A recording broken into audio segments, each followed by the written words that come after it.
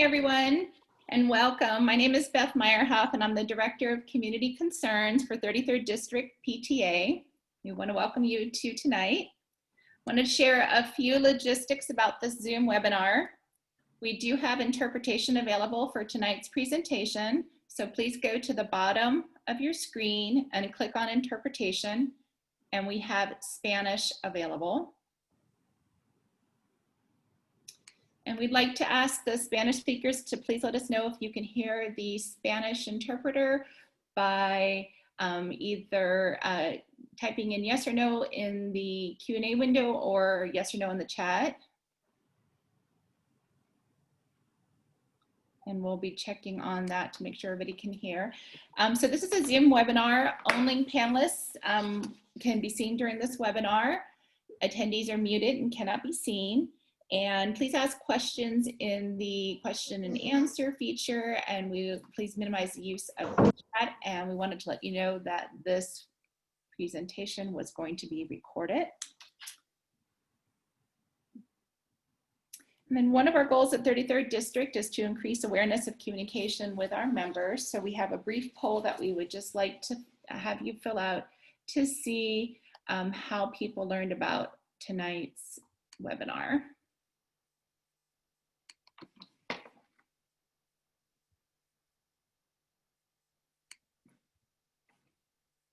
Can everybody see the poll?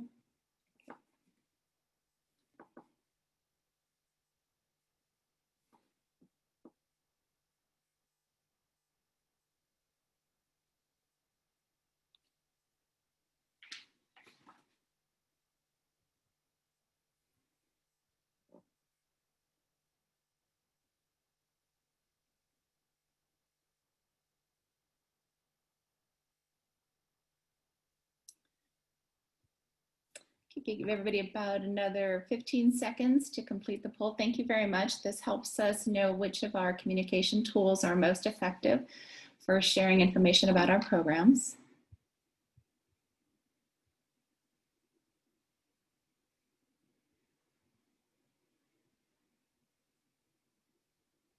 Okay, I will end the poll and just share the results that primarily most of you heard about our program tonight from your council president, as well as followed by then Facebook, or information was forwarded or shared to you. Okay. And then I wanted to do a couple of introductions. Joining us tonight are Marcy Cottrell, Director of Education, Kathy Haley, Director of Health, Nanette Nolan, Director of Communications. Our interpreter tonight is Jesus Hogan, who serves on the California State PTA Family Engagement Commission. And Cindy Ellenberg is our 33rd District President. And I'd like to now introduce Raymer Flynn, our Director of Programs. Hi, everyone. I can see that we've got several people popping on as we talk. I have the great pleasure of introducing two of my favorite people to kick off our Community Concerns Speaker Series that we're doing, a free series through the rest of this year. So we're happy to have you all here. I get to introduce Jessica Siberling, the Executive Director of Special Education, and Dr. Susan Wilds, the Executive Director of Educational Services of Redondo Beach Unified School District. I'll tell you a little bit about each of them. Dr. Wilds began her career as a third grade teacher in Virginia. She became a principal at RBUSD in 2011. While there, her school won the California Distinguished School in 2014 and in 2018, and the National Blue Ribbon School in 2015. She received the Redondo Beach Council PTA Administrator Award in 2014 and the RBUSD Administrator of the Year in 2016. In 2019, she became RBUSD Executive Director of Education. Her doctorate thesis was student-centered practices that support inclusion of students with disabilities. She's also a mom with 2 students in middle school. And you can tell we like her a lot with giving her all those awards. I don't even think I knew that, Susan. And Ms. Siberling has been working at a school district since 2006. She has been a district school psychologist, coordinator of student services, and director of special ed and pupil personnel services. We were lucky enough to have her join RBUSD in 2017 as the executive director of special education. And she is the mother of an 11th grader and an 8th grader. So our two panelists leading our discussion tonight are both moms who understand what it is like to have children in distance learning and at different districts as well. So hopefully we will get some valuable tips from them, and I'll turn it over to the two of them. Hi, good evening, everybody. This is Susan. Hi, welcome. This is Jessica. We're going to start off by just sharing a little bit about us to give you some personal background. There's a lovely picture of my family and I. We went to Israel last summer, so it was a wonderful, life-changing trip for my family. But that is my 11th grade son, who is at Redondo Union High School, and my 8th grade daughter, who is at Adams Middle School, and my wonderful husband, Jordan. So this presentation is really important for both Susan and I professionally, but also us personally. So I'm gonna let her introduce her family, then I'll kind of describe our leadership style so you understand who we are as educational leaders. So good evening, everybody. So that is my family to the right. And as I look at this picture, I always wonder why the dog looks so great in that photo. I am the mother of 8th grade twins. So as we kind of go through the presentation tonight, our presentation is really a melding of both the research that we've done, the work that we've been doing as educational leaders over the last 20 plus years, but also really our experience in distance learning and supporting our own children, and how that experience has gone for us in the spring and really going into this school year. Yeah, and I think it's important to understand that something that Susan and I hold near and dear to our hearts as educators is this concept of inclusion. You know, I work in special education and she works in ed services, and oftentimes people think that this is a situation where you would be in silos and you wouldn't work together. But in fact, Susan and I do everything hand in hand because we believe that the forefront of education needs to be us side by side. So we often co-lead and present and do professional development and do things like this together because we truly believe in inclusion from the top. So to start tonight, we really want you to think about your students and this concept of different learning styles. And it's key to know that there's not one way to learn, there's not one right way to learn. And as we go throughout this presentation, we want you to really think about your students' strengths and how they best learn, because that is how you're going to apply the tips and strategies and things that we discussed tonight to your own child. So if your student is struggling, it's often because you're not, or we are not, tapping into their strengths, tapping into what it is that they do best. And so, when you're in distance learning, sometimes it's hard to do that. So we build in opportunities in the classrooms to find student strengths and for them to choose their strengths often in activities, and that's harder to do in distance learning. So really, we want tonight to be about learning about how you can find those strengths and capitalize on that in your environments in your home. Absolutely. So what if we all can kind of think back to pre-COVID? We think back to March 12th. On the last day, most of your children were actually in a physical classroom. And one of the things that's important to note is that in a physical classroom, teachers spend a tremendous amount of thoughtful planning that goes into that classroom.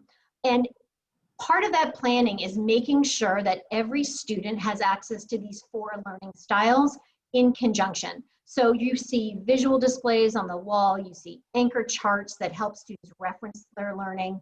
They get to hear not only the teacher talking, they get to hear their peers talking and talking about how they've solved problems. They're able to make sense of what they're learning through touching, manipulatives, and kind of processing that thinking over and over and over again. So that classroom really is what we think of as like a co-teacher. So you've got the physical teacher, and then she or he has created an actual physical space that allows your student, helps promote learning. Well, on March 13th, that physical co-teacher was kind of ripped away. So we want to tell parents, now that physical classroom is either in your living room, it's in your kitchen, it's in this weird echoey room that I'm sitting in right now. And so we have to almost try to recreate that experience and that space. Well, the other thing that that physical space does for students is the structure of that room helps your child facilitate what we call executive functioning. But also to know in your living room right now, what you aren't able to, or you weren't able to see prior to March 13th, on March 12th, what teachers see in their classrooms all the time is a really messy process. So as we think about learning, when you think about your child, every single thing your child has had to learn takes repetition. So if you think about the time, how much practice went into learning how to stand, learning how to walk, learning how to ride a bike, there's a tremendous amount of failure prior to success and prior to learning. And your children are working through developing these pieces that we call executive functioning. And so going into distance learning, when your children are learning in their living rooms, it's really important to remember how messy it is and take a moment as a parent and be okay with the messiness. So we're going to talk about this idea of executive functioning tonight and some tips that you can put into place in your home to help recreate some of the structures in the classroom. Exactly. So, you know, we talked a lot about how the classroom sort of is set up to allow executive functioning skills to thrive. And essentially, executive functions sort of serve as this command and control function in your brain. And they are sort of the conductor of all these cognitive skills that you see outlined here. And they help you manage your life. They help you stay organized. They help you be responsible. They help you plan. Prioritize. And so a lot of times the classroom, those things are on the wall. The reminders happen daily. The teacher's checking in with you. It's that repetition again that Susan mentioned in the previous slide. And so I think it's important that you understand that there's a huge part of this that goes into the learning process and this executive process. And as a parent, and we talked about this concept of learning being messy, you also have to step away from behind your child and let it be messy, let them fail, let them not get it right the first time, let them have to go searching for whatever it is, because that happens in the classroom when they can't find their pencil, when their paper's on the ground. That's a very typical classroom when it's in their backpack, but they forget to take it out. You aren't right there by them in the classroom, and it's okay. And I think I want to tell you all, it's okay. It's okay that you're not by their side every second when they're online, that they maybe mess up, maybe they signed on 2 minutes late. Maybe they had to run out of the room and go grab something to come back. That's what a typical classroom looks like. And so I think when we talk about executive functioning, the goal of tonight is to help us set up and create spaces where we can utilize our executive functioning skills, but then be okay with the amount of trial and error that goes into learning. Absolutely. And so one of the things you're going to hear in classrooms all the time, when kids are struggling, they will say to their teacher, "I don't get it." And the first thing the teacher does is the teacher says, "What don't you get?" And we try to get our kids to narrow down where the issues are so we can diagnose and we can remediate. And so what we're going to say to parents, this screen right now, these 6 areas, right now when we hear from parents oftentimes who say, "My child is struggling with distance learning." And the first thing I say is, what are they struggling with? And what I will say to parents tonight is look very closely at these 6 issues, because I would probably bet a lot of money on the fact that if your child is struggling with distance learning, they're struggling with one of these executive functioning areas that we can go in and we can remediate, and we can help them get through to a point where our schools get to be open again. So and I think developmentally, sorry, before we jump to the next one, but developmentally speaking, it's important to remember too that teenagers' executive functioning skills are still not fully developed. You know, that whole concept of your prefrontal cortex. So as we go out, some of the things we say tonight, we're trying to really show you a wide variety of tips to hit all ages. But some of the things that you might first think, oh, that sounds like it's for elementary school, but I will tell you a lot of it would still be very applicable to our older students as well. absolutely. So the first area we're going to talk about is this idea of activation. And if anybody has actually had to go pry with a crowbar a child out of the bed at 7:55 with threats of all kinds of distraction to get them to get started on their Zoom, most likely activation is playing a part. So Jessica's going to talk a little bit about how we kind of help support that in the morning. Absolutely. So there's two keys to activation. There's your mindset and then there's the physical space. I'm going to focus on mindset and Susan's going to go into more the setting up of the space. And so I think that it's really important that we remember that our students are inside all day, they're in their houses all day, they're not leaving as much, they're not going as many places. And so setting the right mindset is key. And there's some really tiny little things you can do that can flip a switch for a child or a teenager for mindset. So for example, when we get ready to go to school in a typical school year, you get up, you get dressed, you put your clothes on, you take a shower, you set an alarm. All of those things need to continue to happen. And then there's a key. You usually leave your house to get to wherever you're going. So a tip that I would use is that really is a key way to change a mindset of any age student is walk to school. So they can get up, they can get dressed, they can eat their breakfast, and they can take a walk to school, which it can be a walk around your block. It can be a set route that you have. It can be 5 minutes. It can be touch the stop sign and come back. And when they walk through that door after taking their walk to school, they are now at school. They are now going to sit down. We are ready to learn. You have gotten up, you've gotten dressed, you've gotten ready. It is a very simple thing that is a huge mindset shift for a lot of people, that physical act of moving around. And then when you walk back through, it's no longer your home. It's no longer the place where you're going to play video games, but it's now school. And that's a really small thing, but it will make a huge difference. Another strategy that you can do is, depending on the space you have available in your house, I kind of call it closing the door on learning, that when the day is done, you either put a sheet over the space, you either close the door if it's a space that you don't go into, and we're not there anymore because we're not learning, so that you can separate sort of learning from leisure. And I think that that's important too, that we close the door on school because they're in their houses all day, that you have a time for that to be done as well. So as important it is to come in, this concept of mindset around education, school, and getting your day going is really important for our students. And I think little habits that you have and things that you do throughout the year, like I know we've already passed the first day of school, but if you take first day of school photos, you should continue to do those things now. If you do things on holidays for your kids, you should continue to do that now. Just as if they were going to wear, green for St. Patrick's Day to school, you should still do that now. Those habits and things are really important for our mindsets. So I want to talk about two just physical things that happen in a classroom that support activation. One of them is what we call a visual schedule. A visual schedule, it doesn't necessarily always have to have pictorial representations to it. In the high school, you're even going to see kind of task lists. So throughout K-12 classrooms, you see visual schedules for students. It lets them know kind of the order of the day. It reduces their anxiety because it makes the day predictable. Well, when we're spending our day on a computer, the predictability kind of goes out the window. It's very difficult for students to understand and kind of organize themselves. So I had two pictures kind of that I wanted to show, one elementary and kind of one secondary. The first one is literally just a visual schedule. We're showing the kids, we're matching times of the day and pictures of the tasks that they're going to complete.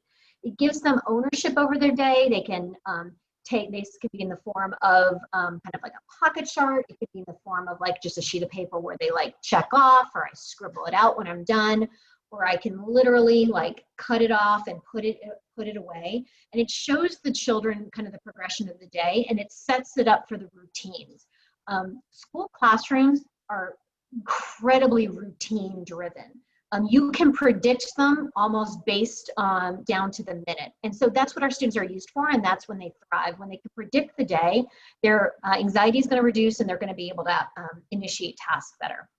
On the right-hand side is actually kind of a picture from an app. If you have a secondary student, kids are going to love me when I say this. They need to have their phones with them. And the number one thing I will say to our secondary families is say, make sure they have Google Classroom as the app downloaded on their phones, whether it's an Android, whether it's an iPhone. Now, don't go out, if there's any kids on here, don't run out and say that Mrs. Wild said you had to go buy a phone. But what this does, what Google Classroom will do is once your student logs into the app, it will automatically tabulate and create for them a to-do list for the day. And it prioritizes for them what they need to work on based on the due dates that the teacher has added into the Google Classroom. So it's a really great tool to use for your students. You may have kids who just like to make their own to-do list. I like this app just so I can see the order of what they should be working on, because I don't know about everybody else's children on this webinar right now, but my children have a tendency to, I don't want to use the word lie, but they are manipulative. So I want to be able to come back and check behind them to make sure they've done things in the order their teacher has recommended. The next, sorry, go ahead.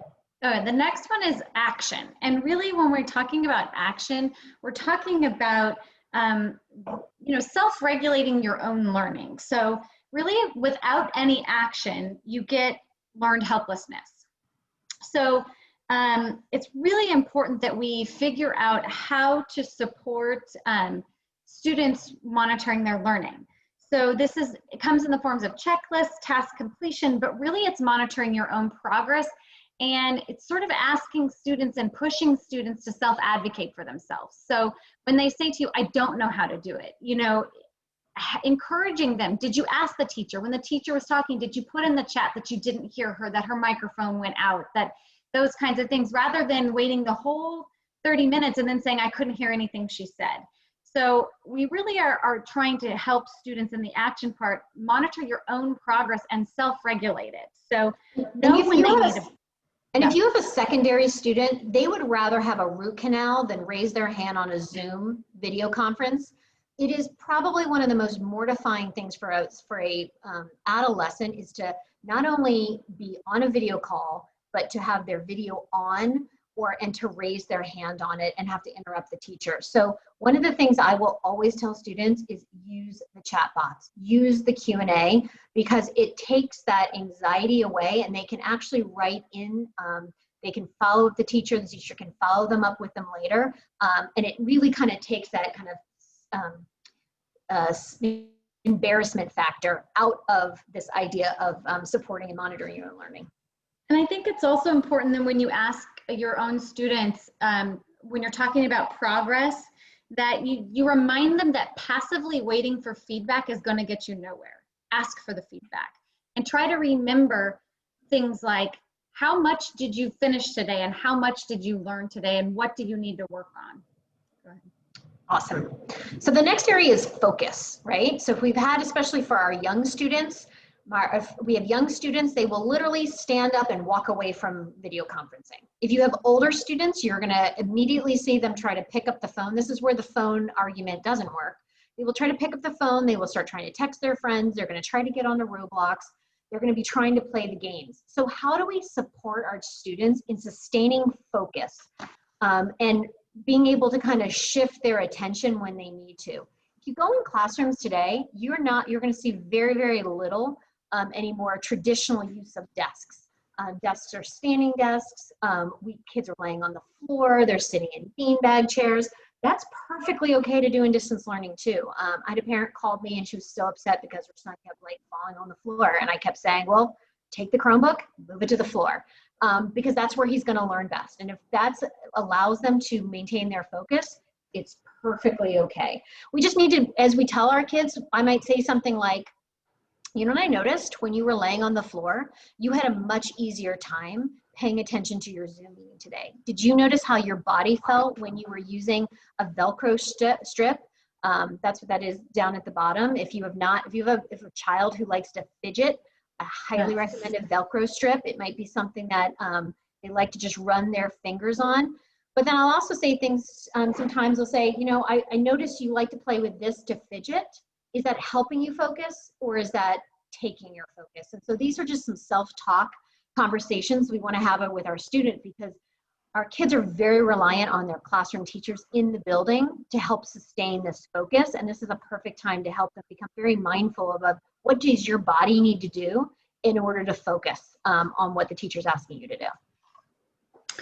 Emotions also play a huge role in your day-to-day, especially in learning, because there is a lot of trial and error. There's a lot of failure in learning. There's a lot of struggles in learning. So emotions are a huge part of it. And I think understanding how to manage it is key. And for students across the gamut, putting your emotions into a more tangible representation is kind of a key here. So the Zones of Regulation is a program that is widely used in the field of education. But what's really great about it is when you have your student is getting really, really frustrated, you can ask them, like, what zone are you in right now? Like, where are you at? And that, when they start to be able to say to you, I'm in the yellow, I'm getting really out of control, then you start to teach them the strategies how to manage those emotions. Like, get up and take the break before you turn red, or you managed to stay in the green today the whole day. How did you do that? And really that helps you evaluate what's happening as the learning process is going through. But that visual representation of emotions is key, because emotions is such a hard concept sometimes for students to wrap their head around because it's not very tangible. So really helping them figure out where their emotions are and when they need to take that break before they explode. All right, I really think Jessica and I presented enough times. I should start getting a kickback from the company in the lower right-hand corner of this. I have talked about this company so much. So let's talk about effort. If moms and dads, community members, anybody who's on this, let's be serious. Jessica and I have now been talking for approximately 27 minutes. How many times have you checked your cell phone? You have thought about checking to make sure that nobody's burning down your house, or that nobody's sneaking snacks downstairs, or of the 15 things you have to do before you have to go to bed. Regulating our alertness to something is incredibly difficult in distance learning. It's hard to do it right now. As I'm talking, I'm literally thinking about my child downstairs. She's trying to make dinner and wondering if she's splattering all over my kitchen. Right? So what can we do for our kids to help support their effort and sustain their work?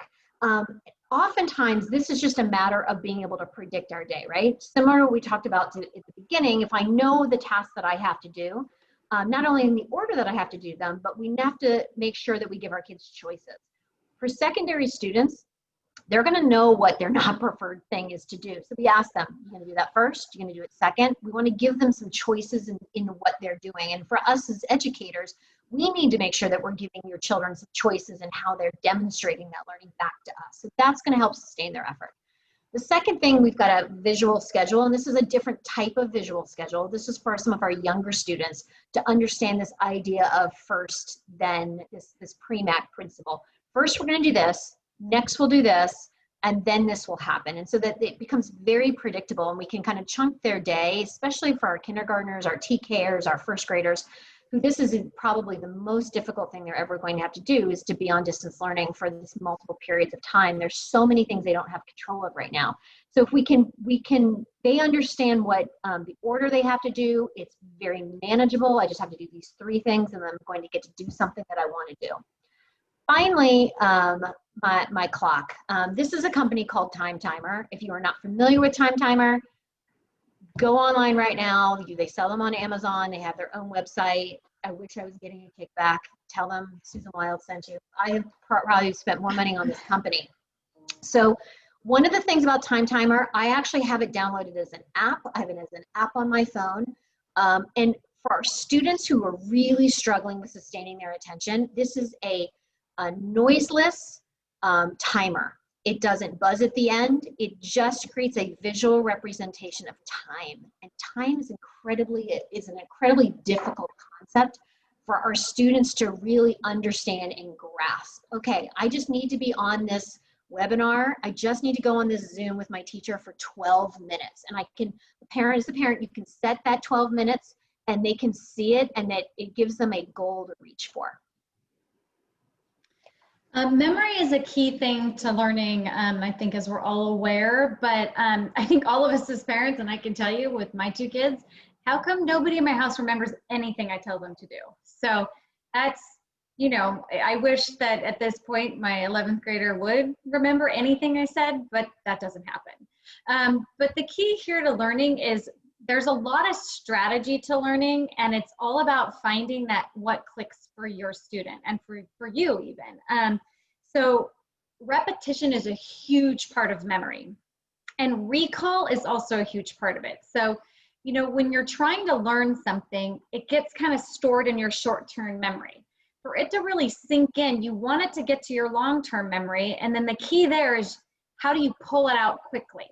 So that recall factor is hard, and that's where repetition comes in. So in the classroom, a lot of times you'll hear teachers say, what did I just say? Repeat it again, let's do it again. You'll hear that over and over and over again. So it's okay to create repetition in learning as you're working with your student. Another big thing for memory is a strategy I often use with my own kids is finding the main idea in a paragraph and always highlighting it green. So every time they read, that color green helps as a recall device when you're trying to pull things out of your memory. So if you color code certain things, like if it's going to be vocabulary, you always do vocabulary either in pink, or you use pink Post-its for it. The idea of creating different ideas that are going to help you quickly pull things from your long-term memory. So the repetition and the practice is going to get it from your short-term memory to your long-term memory, but the recall and the strategies you use in between is what's going to get it out fast for your students so that they can perform better when they have to answer questions or do a presentation or on a test. So that's kind of the keys to a memory. So the note-taking can also take, you know, on a lot of different forms. For a lot of our kids, drawing pictures of what the teacher is saying, drawing pictures of what they're learning is really an effective way, especially if you have a student who you've noticed is a doodler. Drawing up visual representations. For boys, this is a very, very effective form of note-taking, is drawing the pictures, doing it in a visual kind of like this mind web, like you can see down the lower left-hand side. Mm-hmm. For me, when I check my children's work, at the end of the day, I don't check grades. We're in distance learning. I'm at work all day. I'm not able to help them. I can't necessarily hold them 100% accountable for their grades at this point, because we have our internet's already gone down twice this week. We had construction workers here, but what I can check is I can check their note taking. And so one of the things that I do every day with my kids is I will say, show me a Zoom that you were on today and show me the notes that you took. How did you make sure that you were engaged in the learning? Because the note taking is doing two things. It's helping them be engaged and helping them their memory and kind of helping transfer some of this new learning back to their long-term memory. So one of the things, again, I'm a full-time parent. Jessica's a full-time parent. I walk out the door every day around 7:30. Today I got home around 5:30. I could not tell you what my child did today. Fingers crossed it wasn't anything inappropriate on their Zoom calls. So one of the things that, you know, as parents, we fall into this trap of how was school today? And the answer is 106 participants can probably say, fine is the answer. It was fine. What did you do? I did nothing. What did you learn? I learned nothing. So one of the things that we can do in our homes to kind of help support these executive functioning skills is really talk about and have our children process in some of these areas. So these are just some really quick examples of ways that you can, you know, as you're having dinner as a family, we have nowhere else to go right now, right? And, you know, the soccer practices and everything has been lessened and canceled. So I say things like this, like if I have a child who I know tends to struggle with getting themselves started, they don't know what to do first when maybe they jumped off the Zoom, we have a question like this. What would you suggest to a friend who's having trouble knowing what to work on? What should they do? Where should they go? That's actually a question I posed to one of my daughters, and her sister is the one who told me about the Google app, and that's how I learned about that. She was like, did you know they were on the Google app? So it's just a really great way of having these conversations, and they'll teach you about things that they're hearing from their friends. The next one is if they're having trouble with action. Share a question that you asked a friend or a teacher that helped you learn today. I don't necessarily care as much that you were 100% locked in, because again, I have trouble locking into a video conference, but I do want to know that you were advocating for yourself. So did you see a friend advocating, or did you advocate that helped you today? Focus. What's one trick that you use to keep you focused? For me, I have to stand at my desk when it's a long webinar. So what is it that you're doing? Do you need to fidget with a pencil? Do you need to be chewing gum? Do you need to be standing? Do you need to be laying on the ground? And really kind of having them just notice when they are off focus so they can bring themselves back. And again, this is something that teachers do all day long in the classrooms that are bringing kids back. So we got to teach our kids how to do it for themselves. Yeah, another key question here, and this is what we've been working on in my house, is that when you had your 30-minute break today, what did you do? Because we were finding out that they would just go turn on the TV. And it was like, you've just been on a screen. Did that help you focus, or did that make it worse? And so then we started talking about different ways that you can utilize your break time that would be beneficial to helping you remain focused for the last part of the day. Absolutely. So emotion, talk to me about a time you got frustrated today. Tell me about a time you got bored today. So kind of going back to those questions. This was a question I actually asked on, what's today, Tuesday? I asked this yesterday to one of my daughters. And she went into a long story about how she was on a PE Zoom. PE teacher told them they had to take their Chromebooks to the place where they had to do the PE so the teacher could watch them do the PE. Well, in our house, the only place we have space is our garage, and we don't have Wi-Fi there. And so my daughter got extraordinarily frustrated because the teacher got mad at her because she kept losing her Zoom.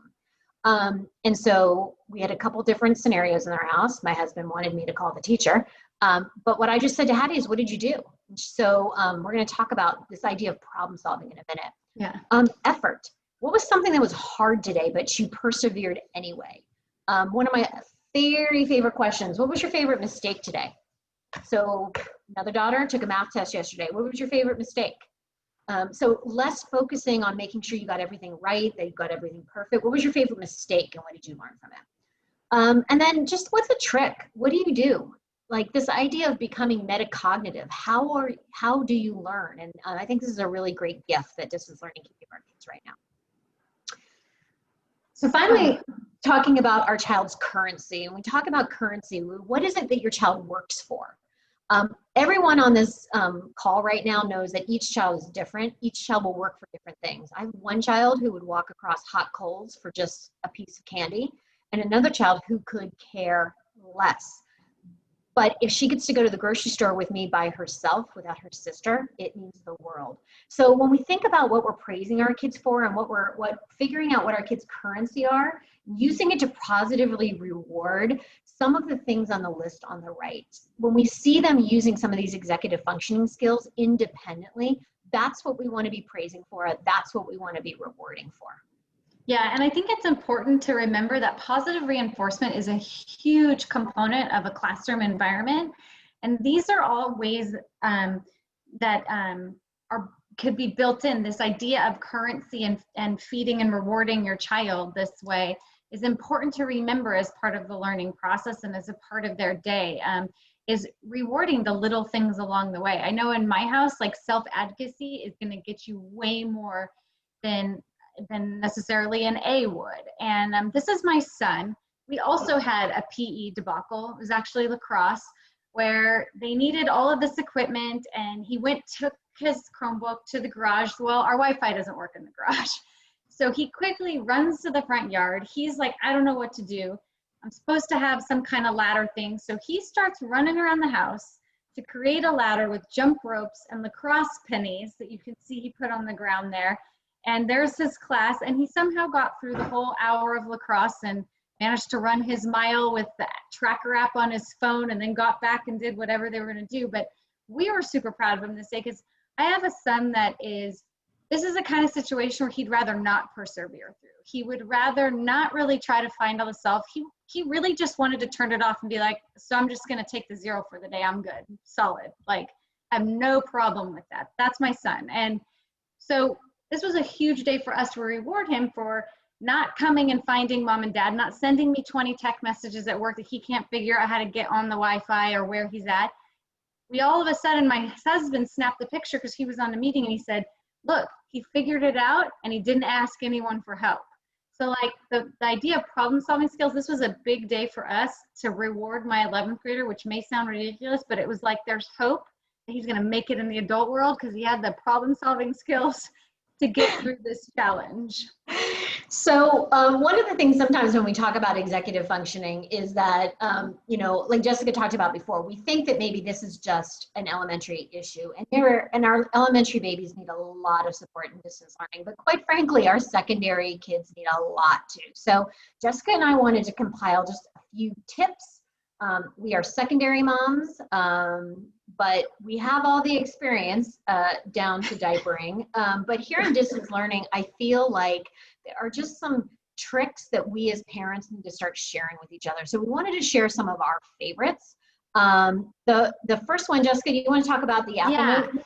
So I don't know how many of you out there have secondary kids who are constantly having to turn in work and take pictures of their work and then somehow compiling it and then emailing it. Well, it became this laborious chore of doing one page at a time. Well, in your Apple or your iPhones, in the Apple Notes app, there's a built-in document scanner. So I put in the website that down there underneath that it says the little Notes app that says Apple Notes app with built-in document scanner. Every iPhone already has this. It doesn't cost any money if you already have an iPhone.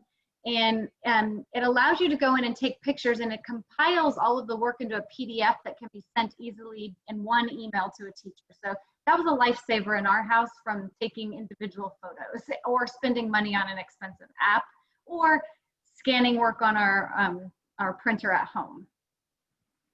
So one of the other things that tips from moms, I read a tremendous amount of blogs. One of my favorite, if you have not, one of my favorite probably human beings in the world is Katie Hurley.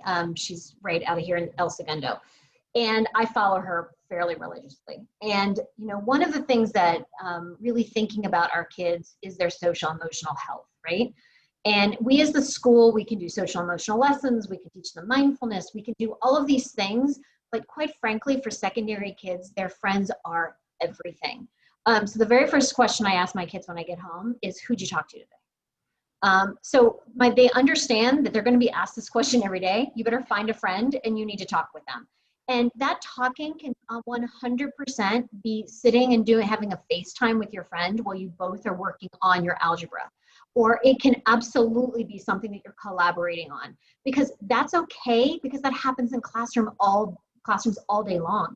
Your kids are working together all day long. So we need to get away from this idea of that they have to work by themselves and they have to work independently. That's not what learning is. Learning is a community endeavor. And so we need to make sure that your kids are talking every day, they're talking with their friends, and they're using that kind of in a productive way to really stay connected.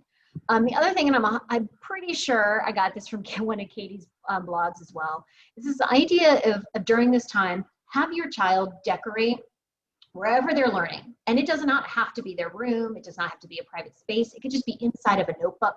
It could be inside of on the cover. Is really decorating their space with inspirational sayings, posters, anything that they can find on the internet they want to snap a picture of and recreate. I have one daughter who recreates a new saying every week on just a whiteboard that she has. Filling their space with these sayings really do make a huge difference in helping to kind of lift their social emotional health.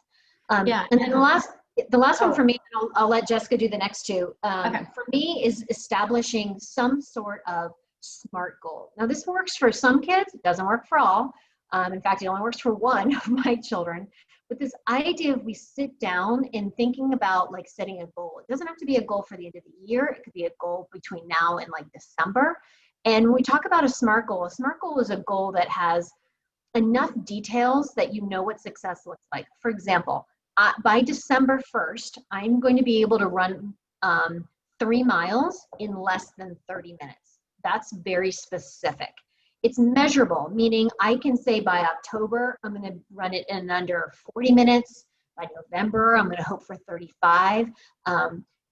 Those are the steps. How would I reach that goal? Well, I think I'm going to get up every morning and I'm going to run, and then it's realistic.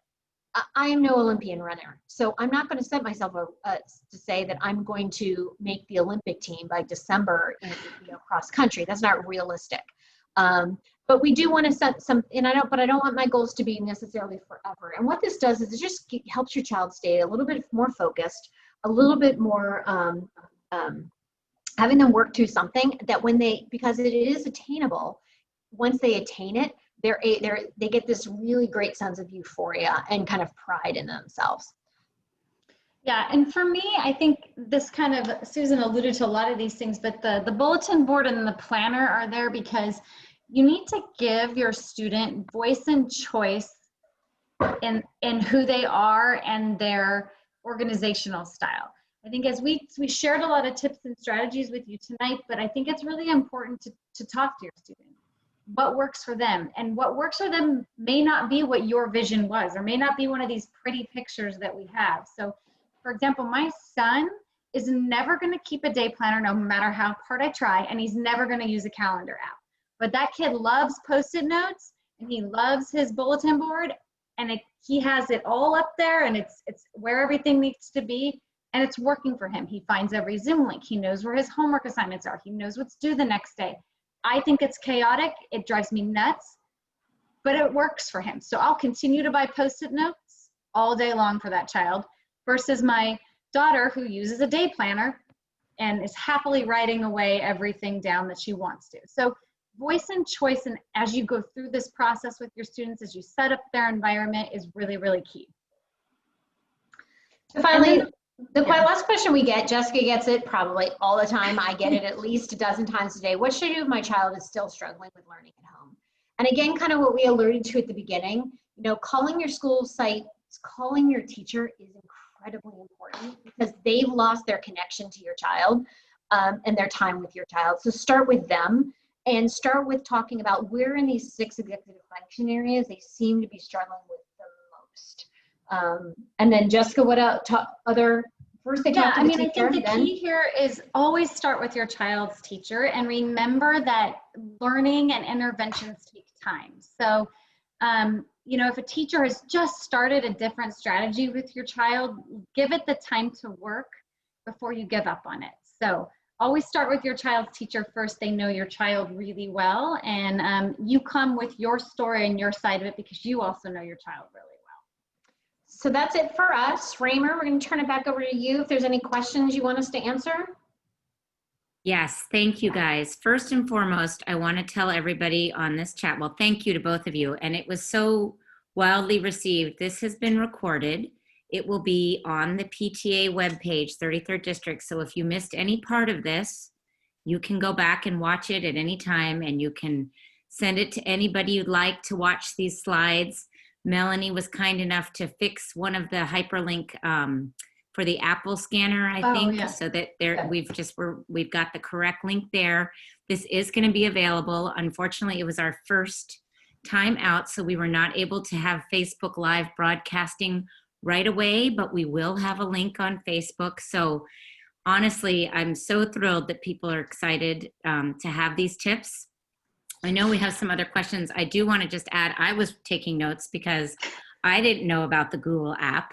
So I know for at least in Redondo, I think we can help get that out a little more. I do have 2 children, one of which I cannot allow the phone to remain in their room while they're during class, whether or not they have that to-do list or not. It's just not even I just have to take that distraction off the table. But believe me, the second she's released, it comes back to her.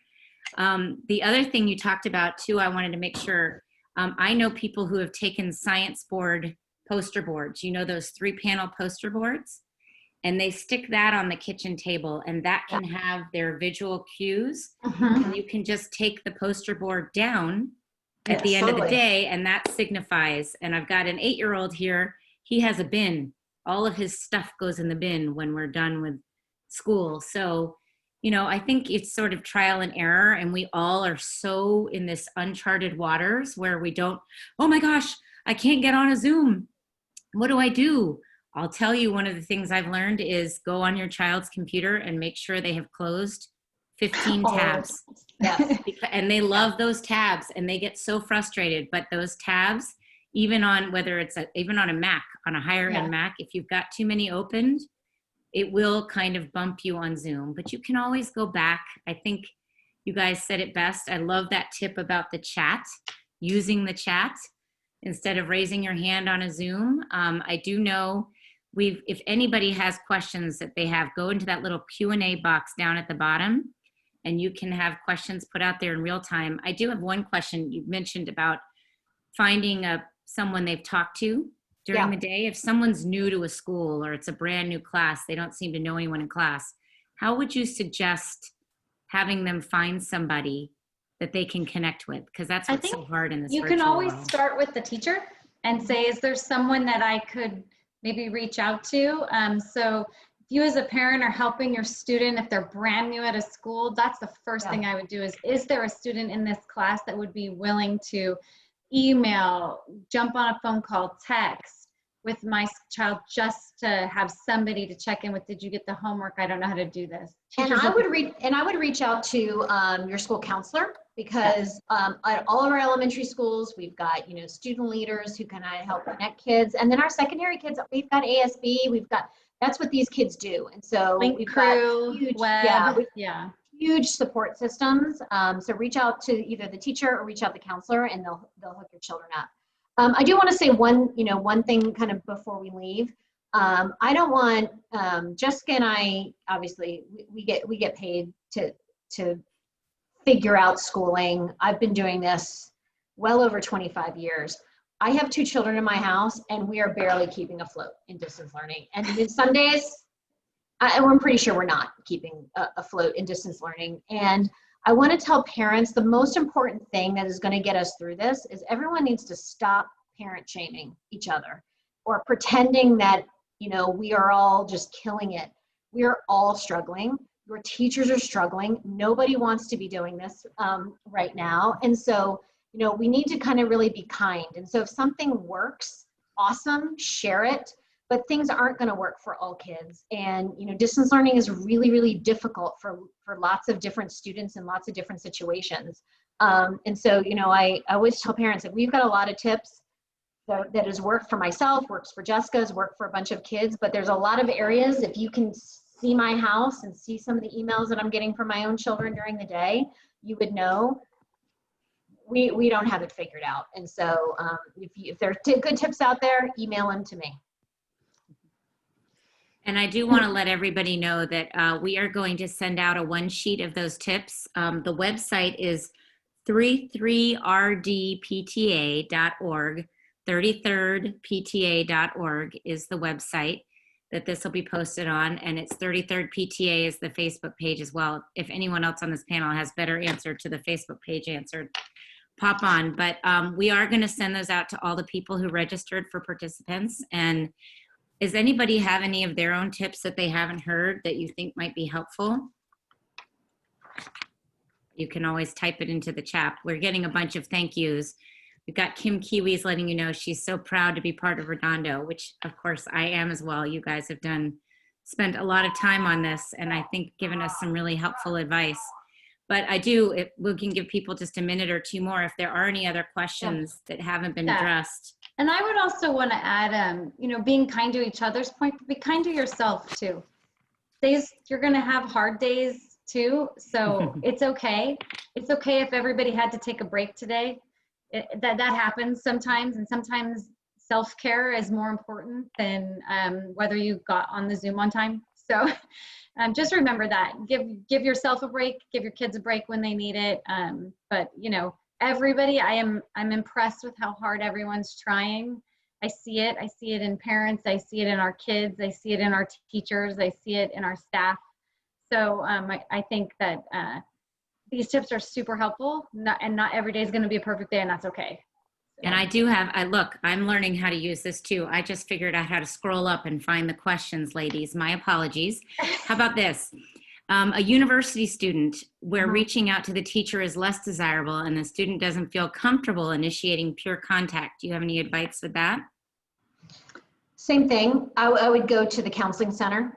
Counseling centers on site often can set up kind of peer tutors. I know like UCLA, for example, I know that a lot of the community colleges have those kinds of supports already in place, and you just have to reach out to the student. Typically, they're called the student centers, student services, but they can help do that.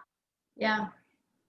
I think this is one I kind of can relate to. It says, how do we kindly ask teachers to have consistency using programs? In other words, isn't it better to establish the use of certain programs first without introducing a new program every day? I think that this is important. I think it's okay to communicate with teachers, but I think our teachers are trying so hard to make sure that as we introduce new learning, so sometimes if a teacher is introducing two different things, it's because this other thing really gets at the target that they're trying to teach, and they're either comfortable with it or that's how it's working. So I think it's okay to communicate with teachers, but then maybe be open to seeing how it works too, because it's possible that the two programs do two different things. And one of the things that's really interesting you don't see in classrooms, we as teachers, we try a lot that fails. We do a lot. And within the school day, we are trying things all the time and they just don't work. And that's perfectly okay. But as parents, you don't really see that. We can kind of, oh, we're going to move on to the next thing. So I think it's okay to reach out to the teacher and just say, hey, do it from kind of a personal, and just say, listen, I just wanted to reach out and let you know that my child is struggling with this, or I'm struggling with helping my child. Do you have any tips to help me? And 99% of the time, they're going to get where you want them to go. They want your kids to be really successful. Yeah.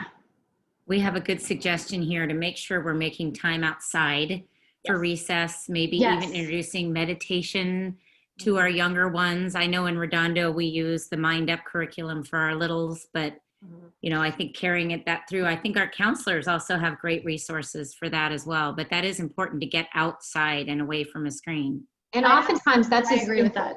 It's as important, it's actually even more important for our secondary kids who will immediately try to just pick up the phone and start texting or getting on something. They need to get outside. They need to have whatever they need to do to get themselves moving. It's super important. Absolutely. We've got one here that says, my middle schooler loses focus big time in an 80-minute Zoom. Wow, an 80-minute Zoom, That's I would lose function too. Yeah. And in breakout rooms, when others don't turn on their cameras or just don't participate.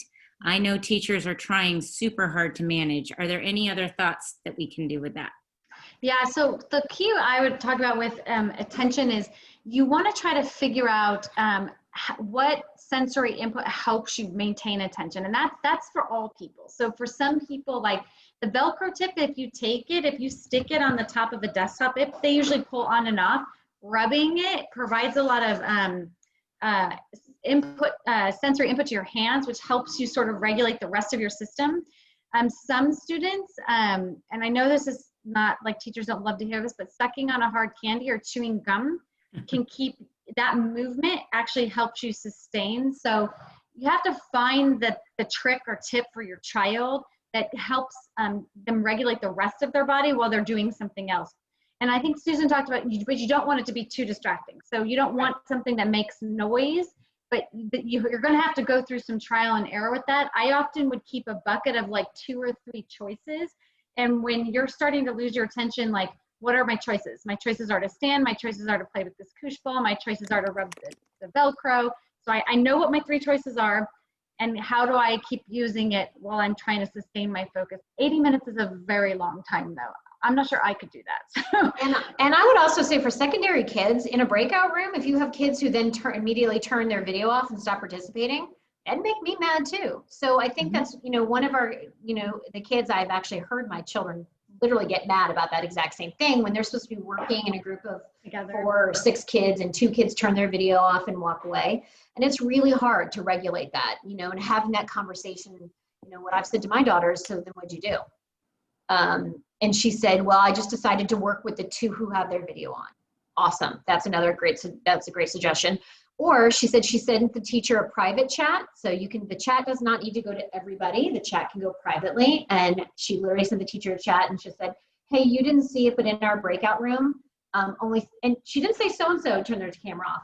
Only 3 of us actually worked on the project. So it's a way to kind of advocate for yourself, not throw your friends under the bus, but just, or she could say, next time, can you put me in a breakout room with somebody who keeps their video on? So that's tough. Yeah. Does anybody have any tips to get our 3rd graders outside? No matter how much we try, how do we get a 3rd grader to go outside? I've had that and they're not 3rd graders, but Yeah, I have that. It's I called You Unplug Everything. I think too, And that includes the Wi-Fi router. Unplug it.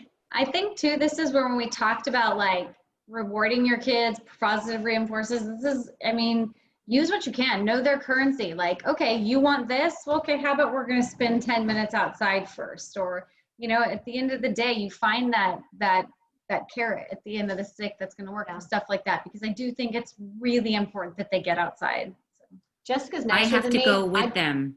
Yeah. Yeah. Jessica's nicer to me. I just blame it on Frontier. I don't know what happened. The Wi-Fi went down. Frontier's down. I don't know. Frontier. Yeah, I mean, you instituting a 24-hour digital detox in your house. If you and your spouse or significant other are ready to join in, that's not a bad idea. You'd be surprised what would happen from that. You know, I know that might be hard for even you, but maybe modeling that. Maybe you start with 6 hours where you put everything in a bucket and no one can touch it. Every remote control, every Kindle, every cell phone, every iPad, every computer. Like, what are you guys going to do for 6 hours? So you can start small. I don't know. What are we going to do, Jessica? So. We've got a great suggestion that somebody wanted to share. Entering all your Zoom links into a Google Calendar weekly or any other schedule. I know I did that for my kids ahead of time, and it repeats. You can do a repeating event on a calendar if it's always the same. I put their Google Classroom links there because usually that's where you'll find your Zoom link because sometimes those things change. Yeah, Susan, you mentioned that's your daughters do that too. My daughters do my that. son and his Post-its, they're everywhere. They also suggest reviewing the schedule with your family every morning. So there's a family calendar so we all know what everyone's doing. I know a lot of people there's been 5 people, 2 adults and 3 children trying to work in one small house. And it can be at least, challenging to get that space, but knowing what everybody needs to do is great. Yeah, that is helpful. I think we talked a lot about the individual child's, but it is also helpful to have a big picture one, not necessarily in their learning environment, but that they can go to what is everybody else doing right now. Yeah. And knowing that schedule too, when we've all been in the house together, my husband and I, when we know my daughters have to be on a video conference, my husband and I will make sure our cameras are always off, right? Because as adults, we can say to each other, hey, I just want to let you know I've got my video turned off because it's pulling the Wi-Fi. So there's just really good conversations to have. So I think we've kept you past 8:03, which I promised we would get you off at 8. So I apologize for keeping you so long, but thank you. Thank you very, very much for sharing these tips and for everybody who's been here today. We do have, I'm going to turn it back over to Beth because she's got this is her series of events that we have lined up for the next few months. Well, we want to thank you for your time and the strategies and tips. I have a high schooler and I'm looking forward to trying some of these with her. So thank you for your time.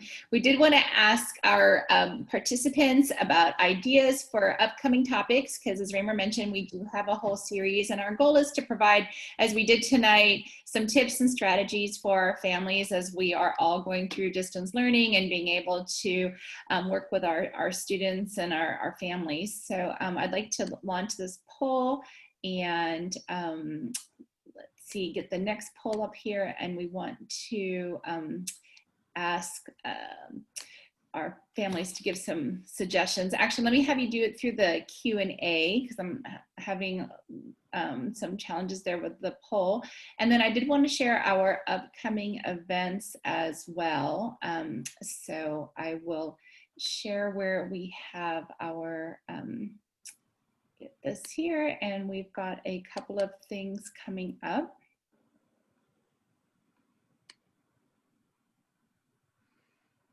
Let me get this. While you're doing that, Beth, I do want to do a shout out to Redondo Beach Council PTA who co-hosted this event since we, took the best of the best from Redondo Beach Unified. Their PTA also brought this out to us. So thank you for that. And if any of you out there haven't joined your PTAs yet, you can go to 33rdpta.org or rbpta.org if you're in Redondo Beach. select one and join electronically if you feel so inclined, or join all of them if you would like. You can do that on the website as well.